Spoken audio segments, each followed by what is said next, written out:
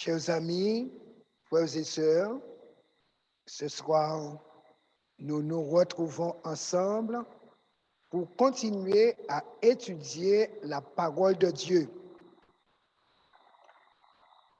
Nous avons choisi un thème qui nous concerne tous. Jésus qui revient pour prendre l'humanité. Mais comme il nous l'a dit, il prendra uniquement des élus. Or, pour être élu, il faut être prêt. Et ce qui nous intéresse aujourd'hui, c'est être prêt pour ce retour. Et c'est pourquoi nous avons organisé cette série de conférences pour nous permettre d'apprendre de Jésus ce qui est nécessaire pour être prêt. Ce soir, nous allons aborder ce point important, le paradoxe de la loi de la vie et de la mort. Je vous emmène faire un petit tour en Israël rapidement. Ici, vous avez devant vous le Dieu Baal, ce Dieu que Dieu hait très fort. Et souvent dans la Bible, vous entendez parler de Baal. Voici ce qui détournait le cœur du peuple de Dieu. Ici, nous sommes dans la ville de Nazareth, là où Jésus a grandi. Ici, nous sommes dans la Nazareth, la haute. Il y a la Nazareth, la basse. Jésus a grandi dans la Nazareth, la basse, qui veut dire au pied de la montagne. Et aujourd'hui, cette Nazareth compte 80 000 habitants. Voilà. Là où Jésus a grandi. Alors, nous poursuivons. Eh bien, toujours à Nazareth, voici une presse à huile d'olive. Et il y a 3 pierres pour faire 3 pressions. La première pression, c'est l'huile concassée. C'est la meilleure huile. C'est cette huile qu'on amenait au temple en offrande. Vous voyez les pierres. La deuxième pression, c'est quand on ajoutait la deuxième pierre, c'est cette huile qu'on utilisait pour manger. Et la troisième pierre, quand on l'ajoutait, c'était pour prendre l'huile pour allumer les lampes. Et on comprend pourquoi en Gethsémane, qui veut dire lieu du pressoir, Jésus a subi 3 pressions. Il a transpiré du sang, symboliquement, parce qu'il a prié à 3 reprises pour demander à Dieu est-ce que la coupe devait s'éloigner de lui. Et alors, le Père n'a pas répondu. Il devait subir la pression pour que nous n'ayons pas de pression et que nous puissions joyeusement aller au ciel. Toujours à Nazareth, nous avons un charpentier qui est du même type de métier que Jésus, parce que Jésus était charpentier, et il nous présente les outils que Jésus utilisait en son temps pour faire son travail de charpentier. Alors, observez les outils. Là, c'est un maillet. Aujourd'hui encore, les charpentiers utilisent cet outil, le maillet. Également, ce qui est dans sa main, je ne connais pas le nom de cet outil, mais il sert à aiguiser le bois pour faire des chevilles. Alors, observez comment il travaille son bois.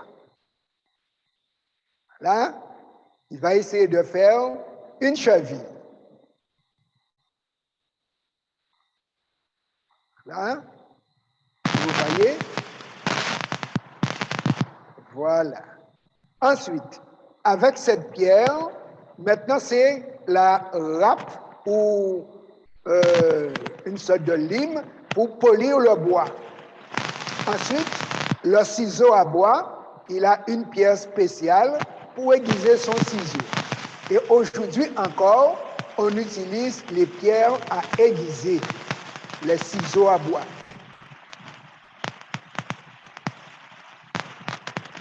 Alors, observez, là c'est le rabot. Aujourd'hui encore, on a le même instrument, 2000 ans plus tard, le rabot à bois. Et nous allons voir une démonstration spéciale. La perceuse électrique de Jésus. Bien sûr, à l'époque, il n'y avait pas d'électricité. Comment il faisait pour faire des trous? Alors, observez l'instrument qu'ils avaient inventé. Donc, comme un arc, et voilà, ils font tourner la toupie qui perce le bois. Voici comment ils perçaient le bois à l'époque pour préparer les trous des chevilles. Voilà. Eh bien, chaque époque, son intelligence et son art. Tout est régi par des lois dans l'univers de Dieu. Voici quelques-unes des lois découvertes par les hommes. Il y a la loi universelle de la gravitation ou loi de l'attraction universelle découverte par Isaac Newton. Et cette loi décrit la gravitation. Nous avons ici le système solaire. Il y a le Soleil, la plus grosse étoile de notre système. Et autour, eh bien, il y a des planètes qui tournent.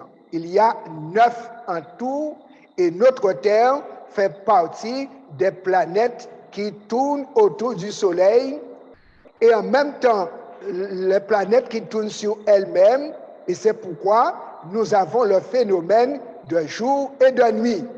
Gravitation universelle. La gravitation universelle est une force qui est responsable de la chute des corps et du mouvement des corps célestes. Si par exemple, j'ai ceci en main, automatiquement, je fais un effort pour le tenir ou le soutenir. Si je le lâche, automatiquement, le centre de la Terre l'attire. Et c'est ça la loi de l'attraction universelle. Si je veux aller au ciel, je saute. La Terre me dit, tu es sorti de terre, tu dois rester à terre et mon corps est attiré par la terre.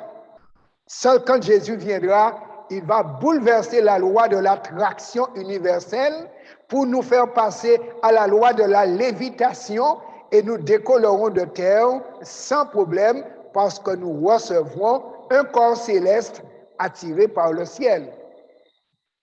Nous avons la loi de la germination et observez cette loi, comment elle fonctionne. D'accord? Le grain qu'on met en terre, dès qu'il est en terre, ne restera pas en terre s'il n'a pas pourri. Le grain va sortir parce que Dieu lui a dit de sortir.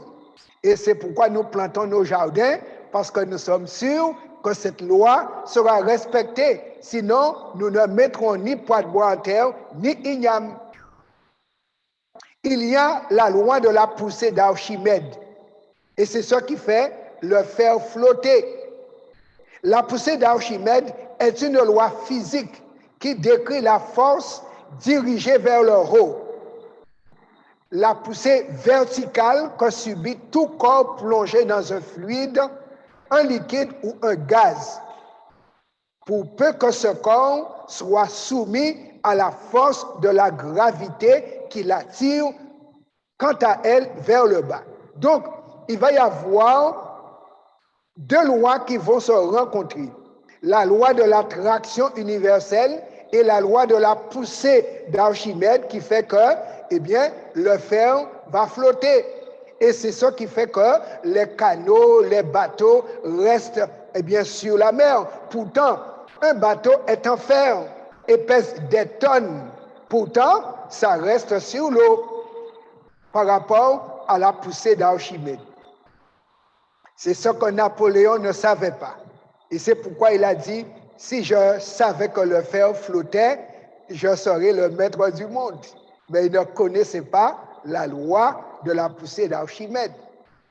Nous avons la loi de la reproduction et cette loi est en nous, dans l'homme, dans la femme.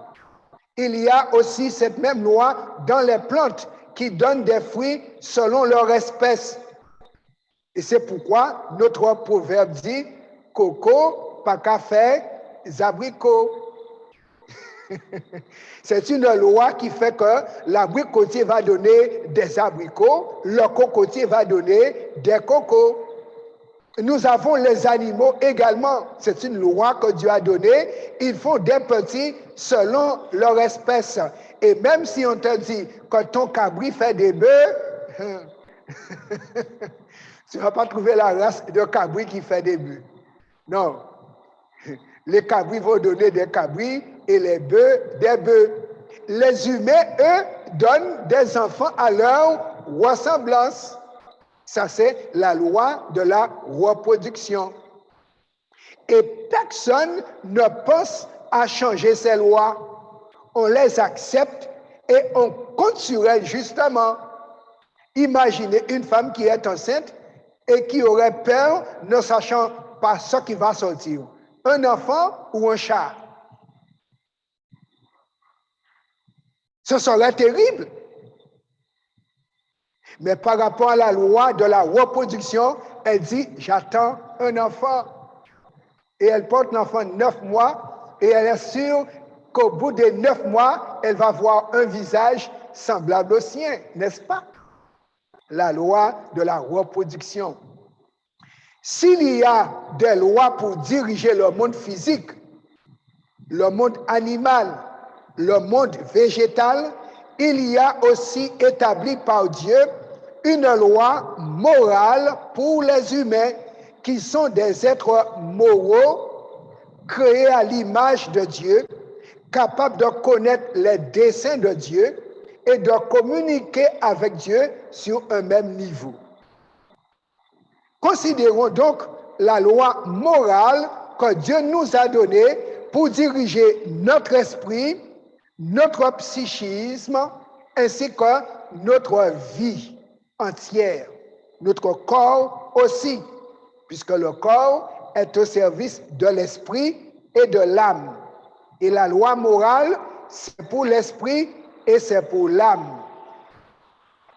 Dans Exode, chapitre 20, versets 3 à 17, c'est là où Dieu a écrit lui-même la loi morale, parce que la loi morale sort du dedans de Dieu. C'est l'expression du caractère de Dieu qu'il veut implanter en nous pour que nous puissions vivre la loi qui dit tel père, tel fils. De même qu'il y a la loi de la reproduction animale, végétale ou humaine, il y a la loi spirituelle, la loi morale qui permet à Dieu d'engendrer des enfants. Et quand nous acceptons cette loi morale, nous devenons enfants de Dieu parce que nous allons régler notre mode de vie sur le mode de vie de Dieu. Obéir aux 10 commandements, c'est intégrer l'en-dedans de Dieu. Et c'est pourquoi Dieu va écrire lui-même dans Exode 20, versets 3 à 17, le contenu de la loi morale. Tu n'auras pas d'autre Dieu devant ma face. C'est le fondement. C'est moi qui t'ai créé. Tu n'iras pas chercher un autre Dieu. En conséquence, tu ne te feras point d'image taillée, puisque moi, je ne suis pas taillé. Je t'ai formé, je ne suis pas taillé, ne me taille pas. Et c'est normal, qui peut tailler Dieu? Ni de représentation quelconque des choses qui sont en haut dans les cieux, qui sont en bas sur la terre et qui sont dans les eaux plus bas que la terre. Donc on ne doit adorer ni poisson, ni humain, ni ange. Tu ne te prosterneras point devant elles, et tu ne les serviras point, car moi, l'Éternel, ton Dieu, Je suis un Dieu jaloux. Nous savons, nous humains, ce que cela veut dire, jaloux. Donc, le premier qui est jaloux, c'est Dieu. En relation, Dieu est jaloux. Il n'aime pas la concurrence. C'est pourquoi il nous a dit, tu n'auras pas d'autre Dieu devant ma face. Parce que sinon, je vais punir l'iniquité des pères sur les enfants, jusqu'à la 3e et à la 4e génération de ceux qui me haïssent. Quand on hait Dieu, on se détourne de ses commandements. C'est la meilleure manière de lui exprimer notre mépris et notre haine, rejeter ses commandements. Par contre, il nous dit, il fait miséricorde jusqu'en 1000 générations à ceux qui l'aiment et qui gardent ses commandements. Alors, si une génération, c'est sur 25 ans, et que Dieu va aimer les obéissants sur 1000 générations, imagine, Dieu qui va aimer notre famille pendant 25 000 ans. Quelle grâce! Un amour de 25 000 ans, alors qu'on ne vit que 80 ans, 100 ans. C'est formidable. Choisissons d'obéir à ses commandements pour bénéficier de si grand amour. Il nous dit par contre, tu ne prendras point le nom de l'Éternel, ton Dieu, en vain, car l'Éternel ne laissera point impuni celui qui prendra son nom en vain. Non, Dieu est à respecter. Comme tout papa, toute maman demande à être respecté. Je me souviens, quand j'étais enfant, eh bien, les parents, à l'époque, avaient le sens de l'honneur.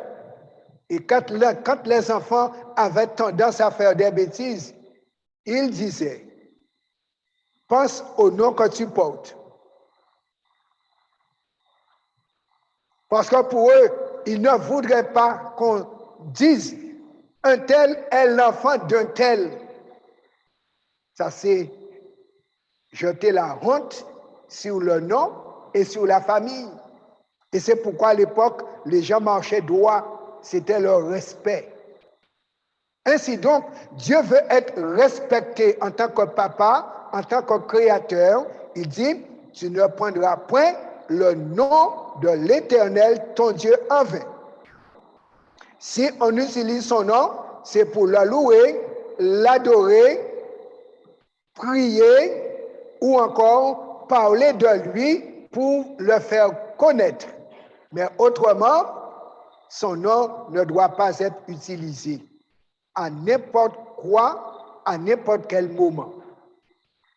Il nous dit, souviens-toi du jour du repos, ici nous sommes au 4e commandement, souviens-toi du jour du repos pour le sanctifier. Tu travailleras 6 jours et tu feras tout ton ouvrage. Mais le 7e jour est le jour du repos de l'Éternel, ton Dieu.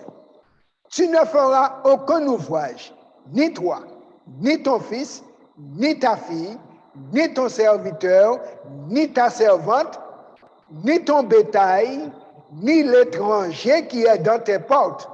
Car en 6 jours, l'Éternel a fait les cieux, la terre et la mer et tout ce qui y est contenu. Et il s'est reposé le 7e jour, le dernier jour de la semaine. C'est pourquoi l'Éternel a béni le jour du repos et l'a sanctifié. Soulignons bien, pendant les 6 jours où nous sommes autorisés à faire nos travaux séculiers, familiaux et autres, il a dit, ces jours-là ne sont pas bénis. Ces jours-là ne sont pas saints. Par contre, le 7e jour, le dernier jour, Dieu a mis une double chose dedans. Il a mis bénédiction et sanctification. Si on veut être des enfants bénis, nous allons au rendez-vous des bénis. Si on veut être des saints comme Dieu est saint, on va au rendez-vous des saints. Le sabbat est un jour de rassemblement pour être saint et béni avec le Dieu saint qui bénit. C'est pourquoi il introduit ce commandement disant, ne m'oublie pas, souviens-toi, nous avons un rendez-vous de sainteté.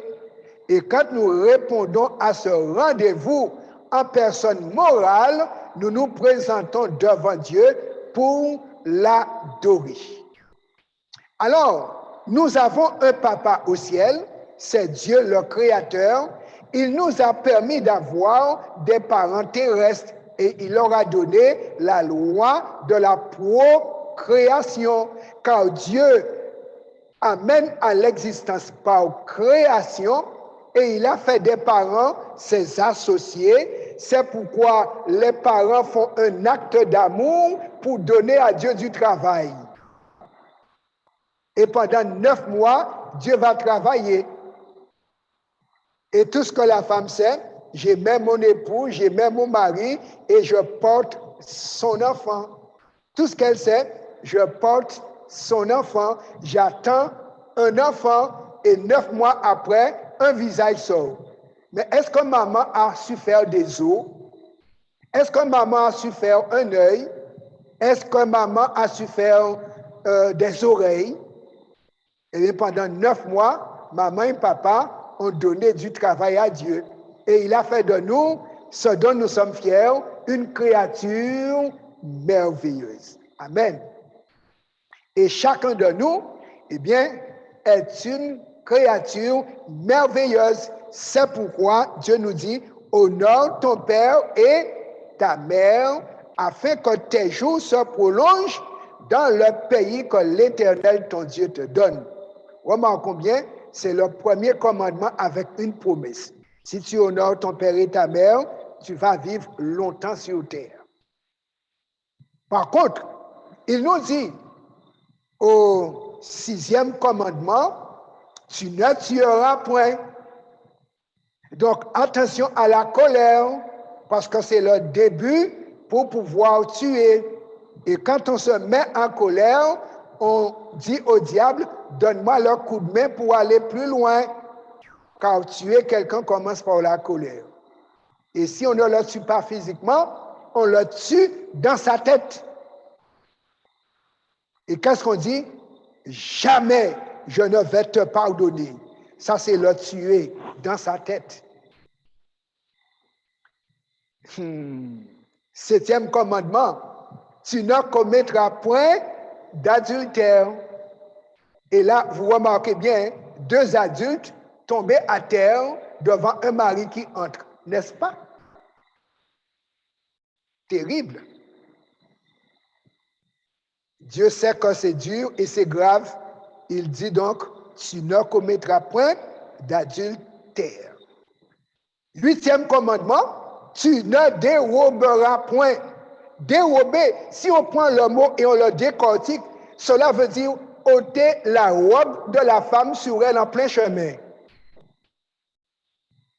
Mais c'est dangereux. Déshabiller une femme en plein chemin, voler, c'est cela pour Dieu. Tu ne déroberas point. Laisse la personne avec son linge passer son chemin, aller chez lui ou à son travail.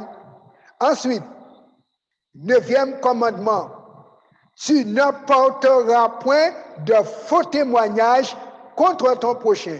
Car en général, c'est derrière son dos qu'on va parler et cela veut dire mordre dans le dos. C'est pour le nuire. Dieu ne voudrait pas que nos langues soient utilisées dans ce mode de fonctionnement. Et le dernier 10e commandement, tu ne convoiteras point la maison de ton prochain. Si la piscine, et tu n'as pas de piscine, tu vas à la mer. Oui, il y a beaucoup d'eau là, mais ne convoite pas sa piscine. Tu ne convoiteras point la femme de ton prochain, même si elle est plus belle que la tienne. Mais c'est la sienne. Donc, baisse tes yeux quand tu passes. Tu ne vas pas convoiter son serviteur, ni sa servante, ni son bœuf. Oh, le taureau est gros, hein? Ouh. C'est son taureau, ce n'est pas le tien. Même si tu es un cabri, laisse le taureau de l'autre à côté dans son parc. Tu ne vas pas convoiter son âne, ni aucune chose qui appartienne à ton prochain. Le respect des biens d'autrui. Maintenant, la Bible nous dit, c'est quoi le péché? Parce que beaucoup de personnes disent, moi, je n'ai pas encore péché. Je n'ai pas de péché. Tout le péché que j'ai fait, je me suis marié à une femme et j'ai fait 3 enfants. Est-ce ça le péché? Non. Le mariage n'est pas un péché, c'est une autorisation à bien fonctionner où on sort béni pour toute une vie. Alors, l'apôtre Saint Jean va nous donner la définition divine du péché. Dans 1 Jean, chapitre 3, versets 4 et 5. Quiconque pêche, qu'est-ce qu'il fait? Il transgresse la loi. Et le péché est la transgression de la loi. Voici la définition du péché. Observons bien. Dieu nous a donné 10 commandements. Dieu nous a donné 10 droits. Un commandement pour chaque droit, pour que nous puissions marcher droit et être sûrs d'arriver droit chez lui. C'est pourquoi, avec son droit, il a écrit 10 commandements. Donc, Dieu est droit, il veut des enfants droits, il nous donne 10 commandements. Et c'est pourquoi il a dit, quiconque pêche, transgresse la loi. Dès que tu as désobéi à un commandement, on t'appelle pécheur, transgresseur, donc n'ayant pas droit à la vie éternelle. L'apôtre nous dit, puisque nous avons perdu le droit à la vie éternelle à cause de la désobéissance à la loi, Dieu va envoyer Jésus pour nous sauver. Et Saint Jean nous dit au verset 5, 1 Jean 3, verset 5, or, c'est bien cela, oui, 1 Jean 3, verset 5, or vous le savez, Jésus apparut pour ôter les péchés et il n'y a point en lui de péché. Donc, Jésus n'a pas péché, Jésus a obéi aux 10 commandements, Jésus n'est pas venu abolir les 10 commandements, Jésus est venu pour nous apprendre à obéir aux commandements. Donc, il ôte les péchés, mais il ne va pas ôter les commandements. S'il pouvait ôter les commandements, il ne serait pas mort. Mais comme il ne peut pas ôter les commandements, il peut ôter la désobéissance au commandement. Il est venu à la croix payer le prix de nos désobéissances. La Bible nous dit, mes amis, il y a 3 degrés du péché. Et c'est Dieu qui nous l'a dit. 3 degrés pour nous dire qu'on doit faire attention. Alors, dans Exode 34, versets 6 et 7, Dieu présente les 3 degrés du péché. Normalement, il y a 4 degrés. Mais comme pour le 4e, il n'y a pas de salut, il ne nous parle pas du 4e. Alors, faisons attention avec les 3 pour ne pas aller au 4e. L'Éternel passa devant lui et s'écria, l'Éternel, l'Éternel, Dieu miséricordieux et compatissant, lent à la colère, riche en bonté et en fidélité, qui conserve son amour jusqu'à 1000 générations, qui pardonne l'iniquité. Donc la grâce est en Dieu depuis dans l'Ancien Testament. La grâce n'est pas venue dans le Nouveau Testament uniquement. La grâce a existé dans l'Ancien Testament quand qu'est-ce que Dieu dit à Moïse après lui avoir donné les 10 commandements? Il pardonne l'iniquité, premier degré. Il pardonne la rébellion, troisième degré, il pardonne le péché, deuxième degré, mais il ne tient point le coupable pour innocent. Et il punit l'iniquité des pères sur les enfants et sur les enfants des enfants jusqu'à la troisième et à la quatrième génération. Voyez la grâce de Dieu, il punit sur 100 ans, mais il fait grâce sur 25 000 ans. C'est cela notre Dieu.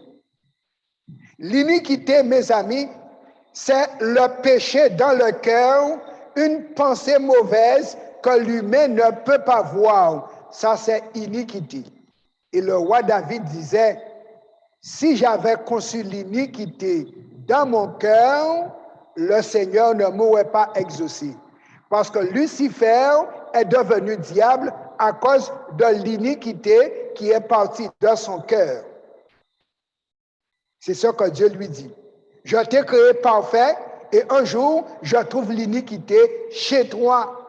Donc, aucun ange n'a vu, mais Dieu le Père a vu. Il l'a averti. Mais qu'est-ce qu'il a fait? Lucifer est monté au deuxième niveau. Parce que le péché, c'est l'acte visible pour tous.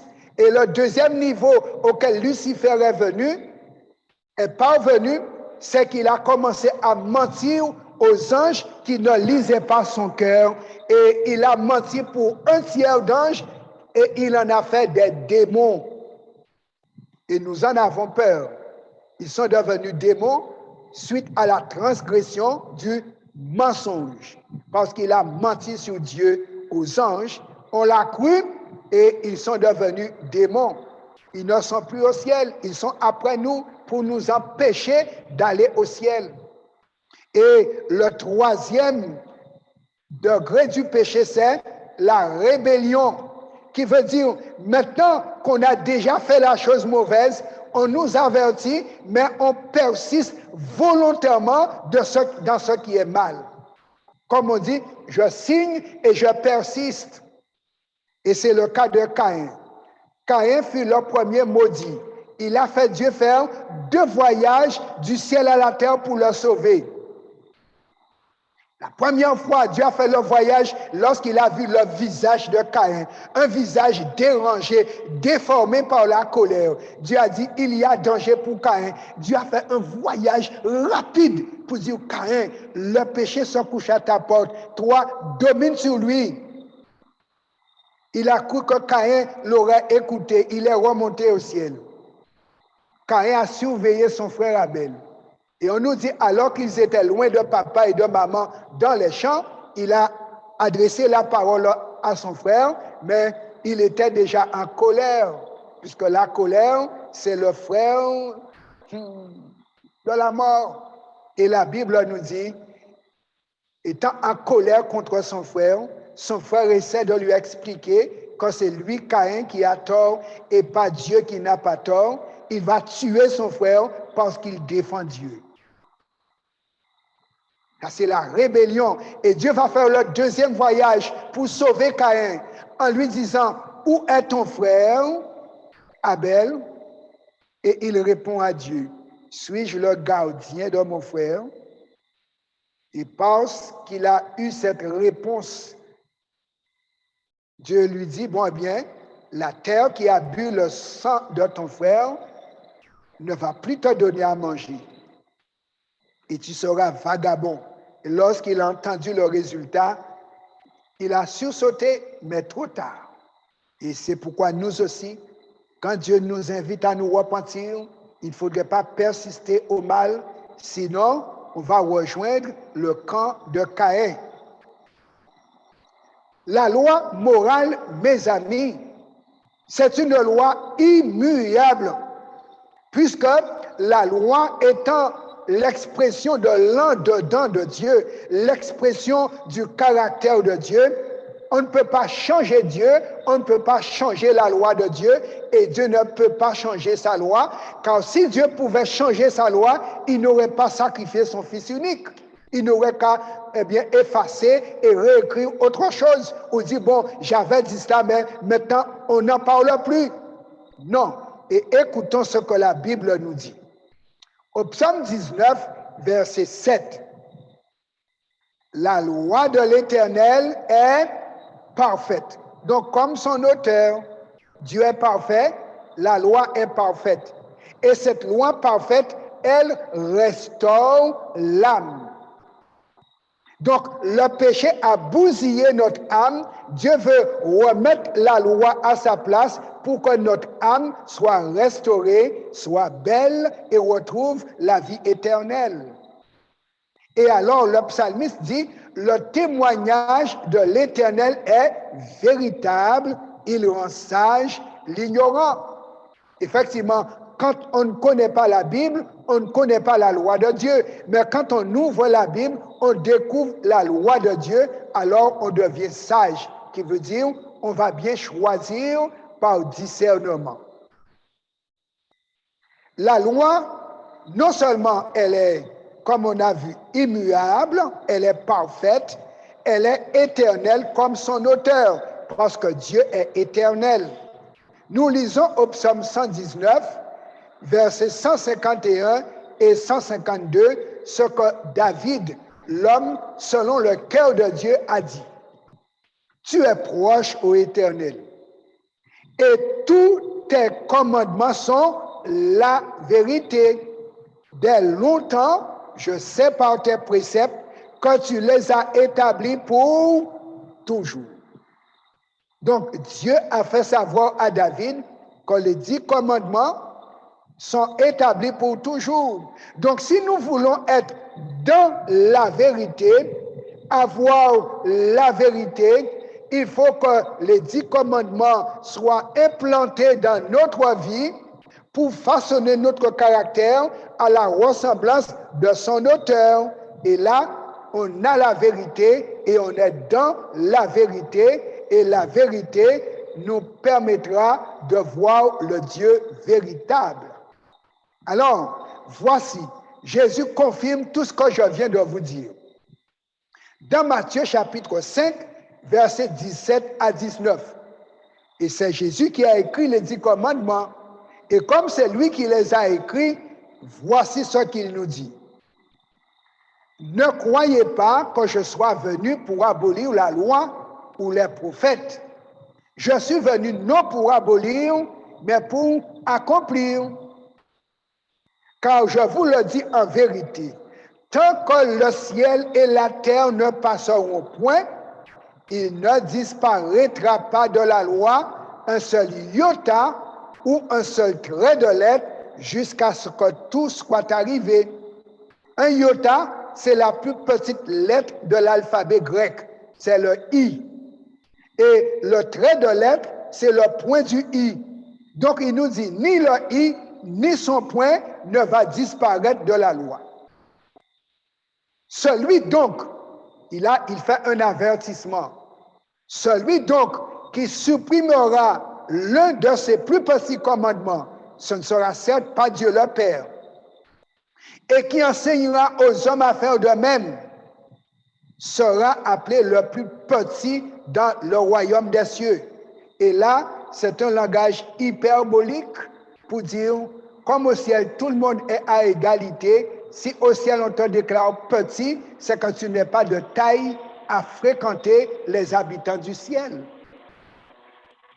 Mais par contre, il est dit, celui qui les observera et qui enseignera à les observer, celui-là sera appelé grand dans le royaume des cieux.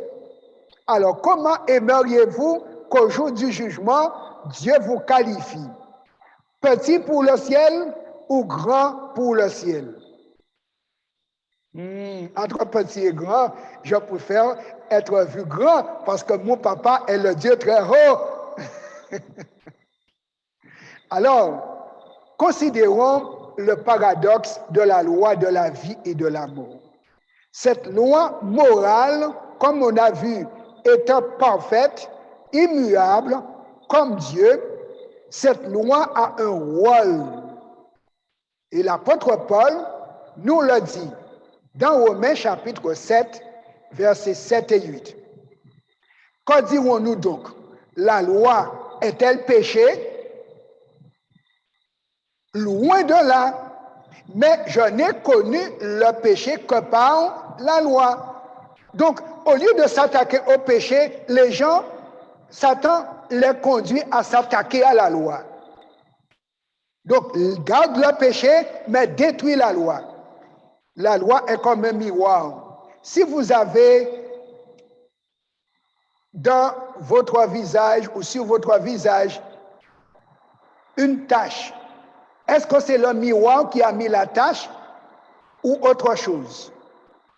Et si le miroir vous fait voir la tache, alors, est-ce qu'il faut casser le miroir pour croire que vous n'avez plus de tache? L'apôtre nous dit, car je n'aurais pas connu la convoitise si la loi nous dit, tu ne convoiteras point. Et le péché saisissant l'occasion produisit en moi par le commandement toutes sortes de convoitises, car sans loi, le péché est mort. Si la loi est abolie, personne ne devait mourir. Par contre, si mes cheveux blanchissent, les vôtres aussi, et si vous savez qu'un jour vos cheveux vont blanchir parce que ceux des autres ont blanchi, c'est parce que nous sommes des mortels, qui veut dire le péché est en nous, agissant parce que la loi subsiste. Parce que le péché, comme on a vu, c'est le non-respect de la loi. Maintenant, dans Romains chapitre 7, versets 9 à 11, l'apôtre explique un dilemme. Pour moi, étant autrefois sans loi, je vivais. Il ne sait pas qu'est-ce qui est bien, qu'est-ce qui est mal, il vit. Mais quand le commandement vint, donc il a ouvert, il a vu ce qu'il y a dedans, il dit, le péché reprit vie, et moi je mourus, puisque le péché tue. Le salaire du péché, c'est la mort. Ainsi, le commandement qui conduit à la vie, il me montre ce qui est bien, se trouva pour moi conduire à la mort. Donc, le problème n'est pas dans le commandement, mais le problème est en moi. Car le péché, remarquez bien où est le problème. Ce n'est pas la loi qui est le problème, mais c'est ma désobéissance, ma nature qui n'est pas bonne qui est le problème. Car le péché qui habite en moi, saisissant l'occasion, me séduisit par le commandement et par lui me fit mourir. Quand une maman dit à l'enfant, je vais à Pointe-à-Pitre, ne mange pas la confiture de goyave que j'ai laissée sur le potager.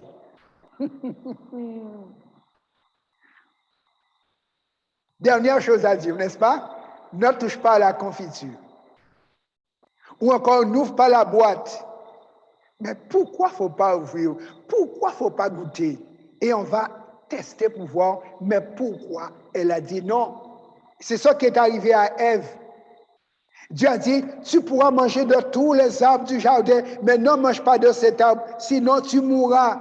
Et c'est justement là qu'elle s'est trouvée. Et le serpent lui a dit, on ne veut pas que tu goûtes à la confiture, mais je te dis, si tu goûtes, tu vas voir comment c'est bon. Et lorsqu'elle va goûter, elle fut déshabillée. C'est ça le péché. C'est pourquoi Ève est morte, son ventre a pourri et a fait de nous des génétiquement mal modifiés pour mourir maudits.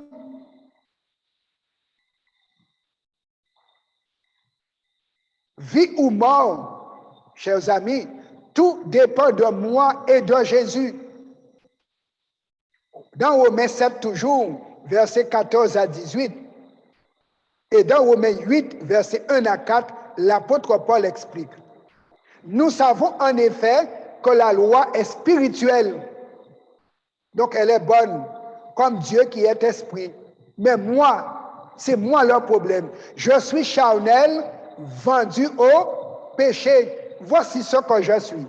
Ma maman Ève m'a vendu pour le diable. En mangeant, elle m'a vendu au diable. et elle-même a été mangée, car les vers du diable l'ont mangée. Voilà pourquoi Jésus est venu, c'est pour nous arracher des dents des vers du diable. Remarquons bien, Jésus est entré au tombeau, mais Jésus n'a pas eu le temps de pourrir. 3 jours après, le Père l'a ressuscité. Les vers du diable ne pourraient pas déjeuner Jésus, parce que Jésus n'avait pas de péché en lui. Mais moi qui ai le péché en moi, les vers du diable vont me manger. Alors Jésus me dit, les vers du diable vont te manger, mais fais en sorte qu'ils ne prennent pas ton âme. Et c'est pourquoi je fais en sorte d'obéir à Dieu, sachant que le diable prendra ma peau, mais ne prendra pas ma personnalité. Parce que la loi de Dieu va restaurer mon âme et va faire que je sois comme du maïs dans une bouteille transparente, bien fermée, devant des poules dans une savane. Quand on est en Jésus, on est en sécurité. Alors, l'apôtre nous dit, car je ne sais pas ce que je fais. Je ne fais point ce que je veux et je fais ce que je hais.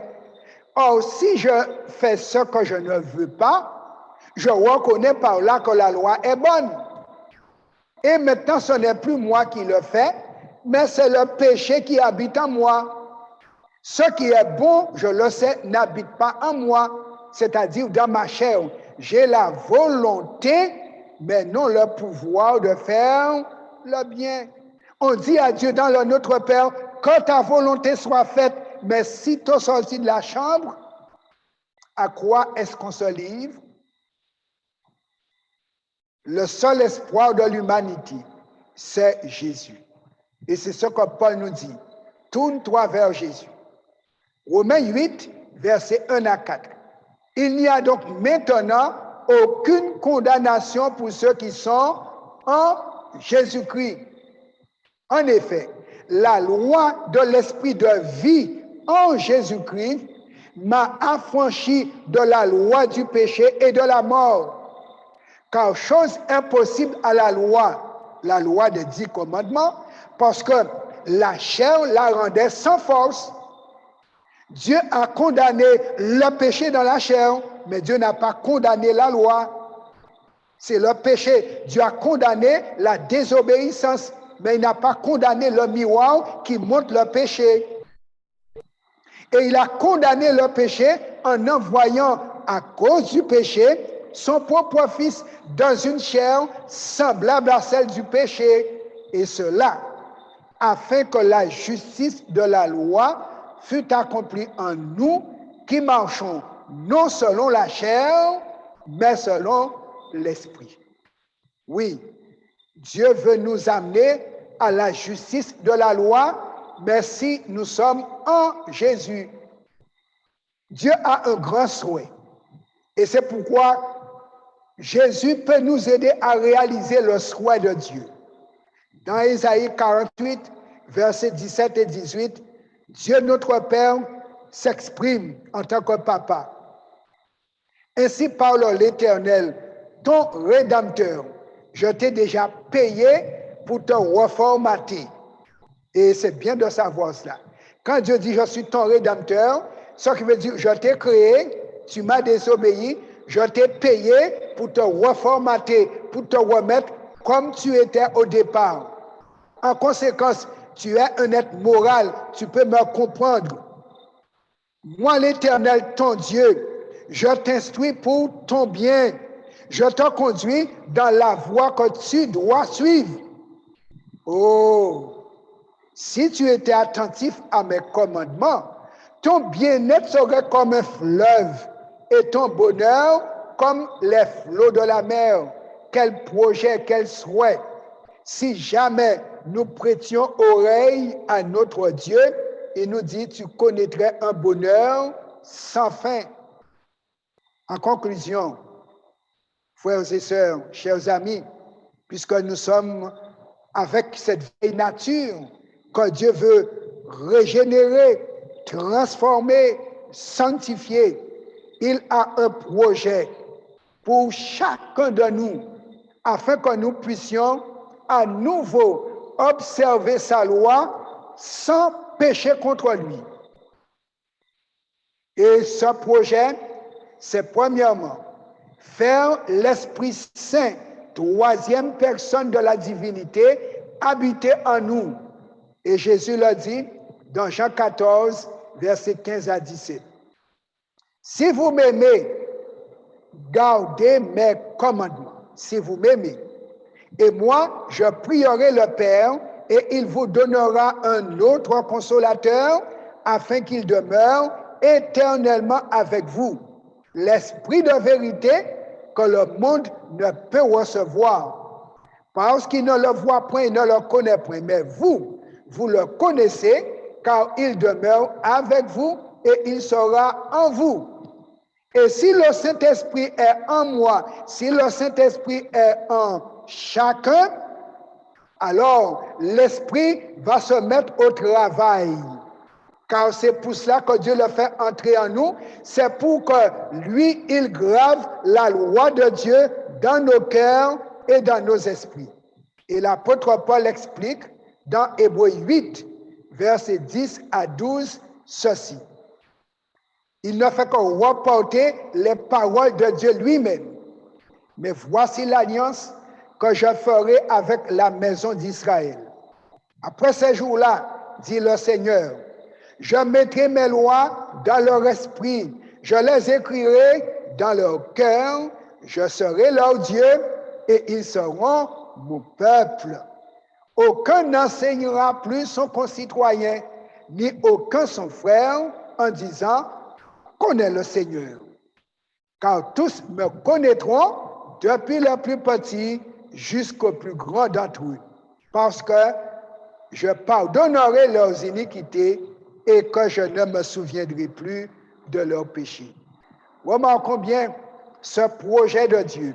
Pardonner tous nos péchés, les faire disparaître pour qu'il n'y en ait plus de souvenirs, mais ayant été génétiquement mal modifiés pour mal fonctionner et mourir maudits, la loi de Dieu réécrite en nous restaure notre âme. Nous sommes régénérés par le Saint-Esprit et la Bible nous dit dans Apocalypse 14, verset 12, enfin, nous serons tous des saints au goût de Dieu, restaurés à son image, pouvant marcher droit jusqu'à son ciel, et c'est pourquoi il encourage cela. C'est ici la persévérance des saints, pas des pécheurs. Des restaurés, des rectifiés, des façonnés à l'image. Cela, ils gardent les commandements de Dieu et la foi de Jésus. Si Jésus, tu crois en lui, Jésus va te donner le Saint-Esprit qui va te réfectionner, te transformer de pécheur en saint. N'accepte pas de rester pécheur, car le péché va t'empêcher de décoller. Seuls les saints pourront continuer jusqu'au ciel. Si on peut être saint, pourquoi rester pécheur? Alors, ensemble, décidons d'être saints. Ce soir, j'ai décidé d'être saint. Et toi?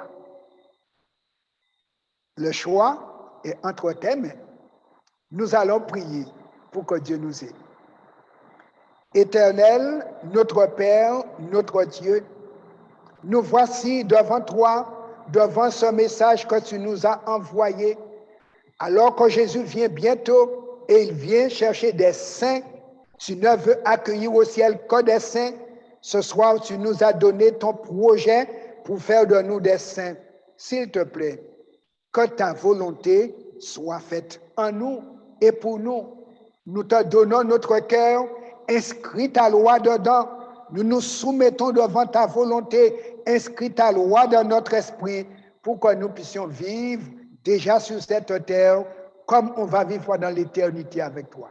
Bénis chacun et donne-nous la force de l'esprit pour être des saints à ton goût et à ta gloire. Nous avons prié au nom de Jésus. Amen. À mardi soir, chers amis, frères et sœurs, pour continuer l'étude de la parole de Dieu. Adorer ou mourir. Alors, soyez présents au rendez-vous mardi si Dieu veut.